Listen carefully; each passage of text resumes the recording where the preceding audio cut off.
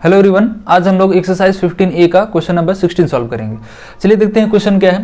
Question है find the length of the hypotenuse of an isosceles right angle triangle whose area is 200 centimetre square, also find its perimeter. ठीक है, इसमें एक चीज हमको ध्यान देने की जरूरत है, वो ये है कि क्या कह रहा है, आइसोसेलेस राइट एंगल ट्राइंगल। ठीक है, हम इसको समझेंगे ऐसे कि अगर कोई भी राइट एंगल ट्राइंगल है जिसको ये आइसोसेलेस ट्राइंगल बोल रहा है, उसमें हमेशा परपेंडिकुलर और बेस ही इक्वल होगा। ठीक है, आइसोसेलेस ट्राइंगल का मतलब क्या होता है कि उसका दो साइड बराबर हो, तो दो साइड इसमें परपेंडिकुलर और बेस ही इक्वल हो सकता है। कभी भी परपेंडिकुलर हाइपोटेनस बराबर नहीं हो सकता है, नहीं बेस और हाइपोटेनस बराबर हो सकता है, क्योंकि हाइपोटेनस सबसे बड़ा होता है, परपेंडिकुलर से और बेस से बड़ा होता है, इसलिए इसको इन दोनों के साथ इक्वल होने का कोई चांस नहीं है। तो कभी भी राइट एंगल ट्राइंगल अगर आइसोसेलेस होता है तो हमेशा परपेंडिकुलर और बेस ही इक्वल होगा। ठीक है, ये बात हमेशा याद रखना है। और इसका एरिया कितना दिया हुआ है, 200 सेंटीमीटर स्क्वायर, और इसका क्या बोल रहा है, पेरीमीटर फाइंड करने के लिए। ठीक है, तो पहले हम इसको फाइंड करेंगे, उसके बाद ये निकाल के सबको ऐड कर देंगे।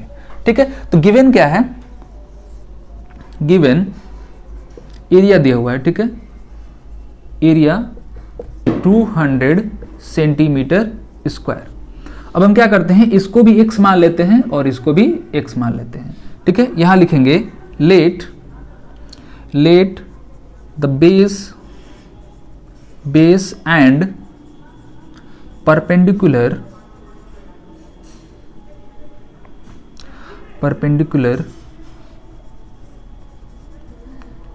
B x.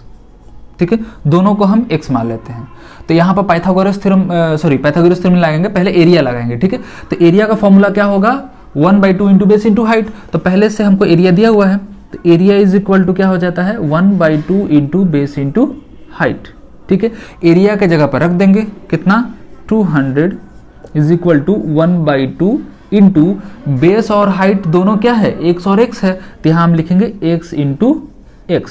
क्लियर, 2 नीचे है, क्रॉस मल्टीप्लाई करेंगे तो ऊपर आके मल्टीप्लाई होगा, और x मल्टीप्लाई होकर क्या हो जाएगा, x स्क्वायर हो जाएगा। तो इसको हम ऐसे लिख सकते हैं, x square is equal to 400।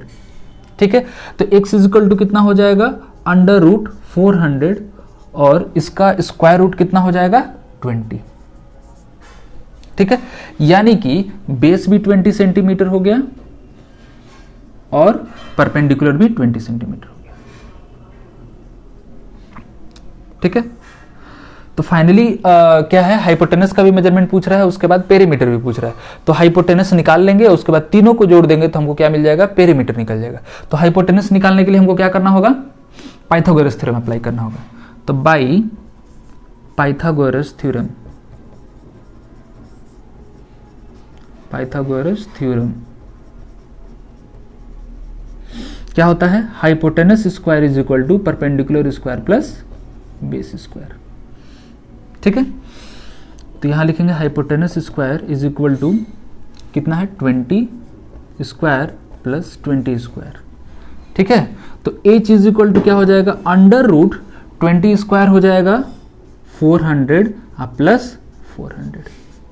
ठीक है, तो 400 प्लस 400 कितना हो जाएगा, 800। तो इसको हम यहां सॉल्व कर रहे हैं, तो h इज इक्वल टू यहां लिख देंगे √800। ठीक है, या फिर हम डायरेक्टली ये भी लिख सकते थे, √2 इंटू 400। ठीक है, 2 इंटू 400 हम ऐसा क्यों किए, क्योंकि 400 बाहर निकल सकता है और 2 अंदर ही रह जाएगा। ठीक है, जब 400 बाहर निकलेगा तो क्या हो जाएगा, 20 हो जाएगा। तो इसको हम लिख सकते हैं 20√2, और 20√2 यानी कि √2 का वैल्यू हमको क्या लेना है, 1.41। तो जब इसको हम मल्टीप्लाई करेंगे यानी कि 20 इंटू 1.41, दिया जाएगा, एक्चुअल में इसका वैल्यू आ जाएगा 28.2 सेंटीमीटर। ठीक है, हम मल्टीप्लाई करेंगे, जब 2 से मल्टीप्लाई करेंगे तो कितना हो जाएगा, ये 282 और 0 लगा हुआ है तो एक डेसिमल उधर चला जाएगा, तो 28.2 सेंटीमीटर। ठीक है, तो ये क्या हो गया, हाइपोटेनस का हमको मेजरमेंट मिल गया, यानी कि 28.2 सेंटीमीटर। अब हमको क्या निकालना है, पेरीमीटर निकालना है, तो हम इधर क्लीन करके पेरीमीटर निकालते हैं। चलिए, अब सारा कुछ हो चुका है, पेरीमीटर निकालना है, फाइनल स्टेप है। तो पेरीमीटर में कुछ नहीं करना है, पेरीमीटर का मतलब होता है कोई भी फिगर है, क्लोज फिगर, उसके सारे साइड्स का सम कर देना है, ठीक है।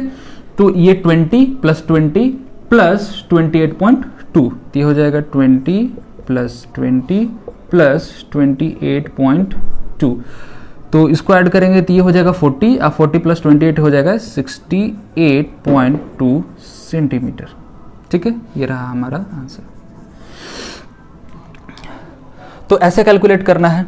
ये बात अगर थोड़ा सा भी हम ये बात को समझ नहीं पाते कि अगर आइसोसेलेस राइट एंगल ट्राइंगल है तो किसको किसको हमको बार बार मानना है।